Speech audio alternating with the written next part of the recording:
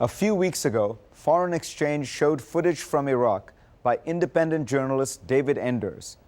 Enders then took his work into the classroom, meeting with high school and college students. Here you see them grappling with the question of what U.S. policy in Iraq should be.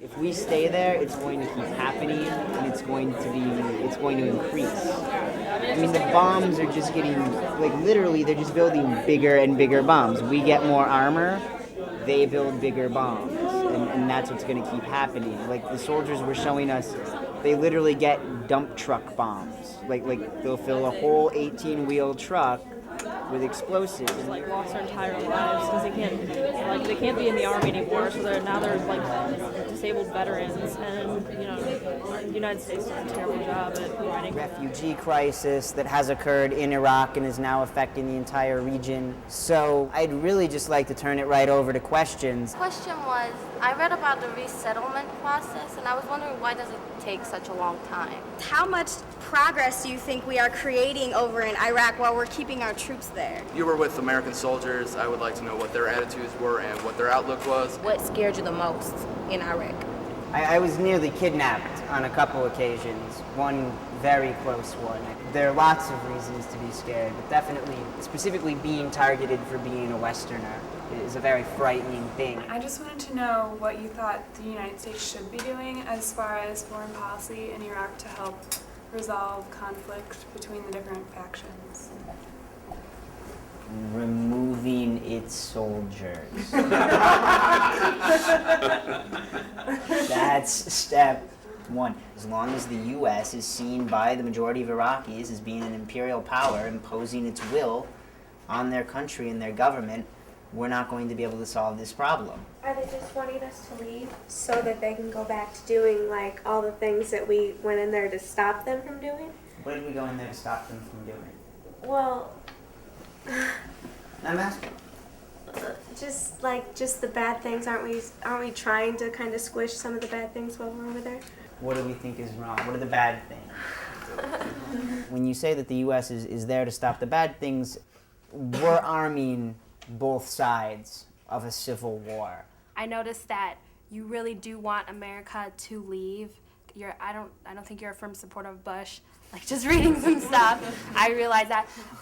And so I'm curious, how do you believe like we could leave, making minimal like damage? That's the thing, is you can't. We've done this thing and we've started this war and we've opened up this conflict and made it worse. Quite frankly, I have to ask, since you yourself even say you're so cynical and very unapproving of the U.S. government's involvement in Iraq, is there anything in particular you think that the U.S. government has done right in Iraq?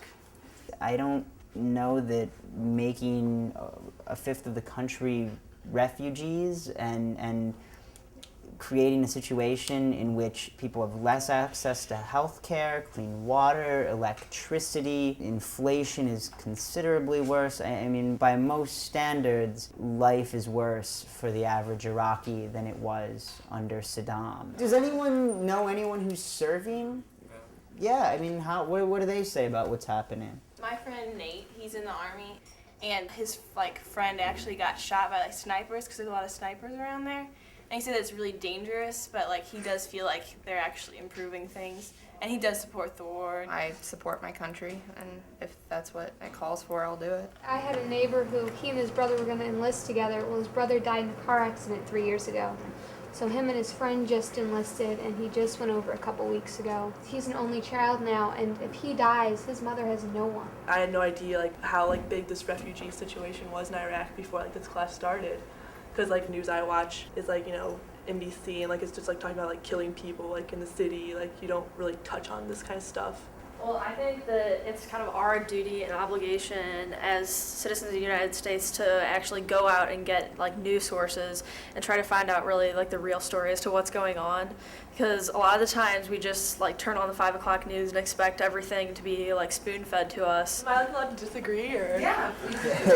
Okay, well, she said that you're supposed to find news yourself, get the truth, but isn't it the media's job to show us what's going on? Because I know I don't always have time to go online and find a reliable site and find a story that I'm like, oh wow, I didn't know that. If you're not willing to go out and look for the information, then you're just continuing to be ignorant to what's happening. I don't have time. I'm going to school. I'm going to work. I don't have time to look for things on the internet. People can say make time to do it, but it's one of my priorities to get my homework done rather than search online to find out what's going on. I'm definitely gonna have to refute what you just said because if you think about it, okay, we, like teenagers specifically, we spend so much time like talking on the phone, getting on the internet, going on Facebook, like, yeah, I mean, there are people who spend hours on that when you could be doing things that are so much more productive. And if you really do care about the news, then you're gonna go out and find it. I'm surprised that so many people believe that it's pointless for the U.S. to be in Iraq. I mean, we're not there to help the Iraqi people. Who does America have a duty to first, the Iraqi people or the American people? And we went over there because of Saddam Hussein. We're not there just to help the people. We're there to make sure that there aren't any more September 11ths. Why are you guys still there if it's getting worse? Like, what are you guys trying to, achieve or The American accomplish? military? Yes. I'm sorry, your name? Riman. Where Riman is from, it is in southern Iraq. I think that's a very good question. I think the U.S. mostly is trying to get people to stop attacking the U.S. But they've been there for so long. So they haven't gotten anything out of it. So why are you still there? Well, why do you think? I have no idea. That's why I'm asking is, they already got what they wanted, and we really appreciated whatever you guys got out of it, which is Saddam, but they don't belong there, not anymore. I'm Shiite, and I'm not worried about Sunni. I think everybody's equal, the same. And, people like, for example, Iraqis, I think they should handle it themselves. If they have problems, different religion and stuff, they should handle it themselves. Americans shouldn't get themselves into it. Clearly, Iraq's not stable with all these people leaving, and clearly there's many, many problems within that country that were probably the root of, but it's just gotten worse. I want the troops home, but also I don't think there's any way you can fix Iraq. Like, you want us to stay there.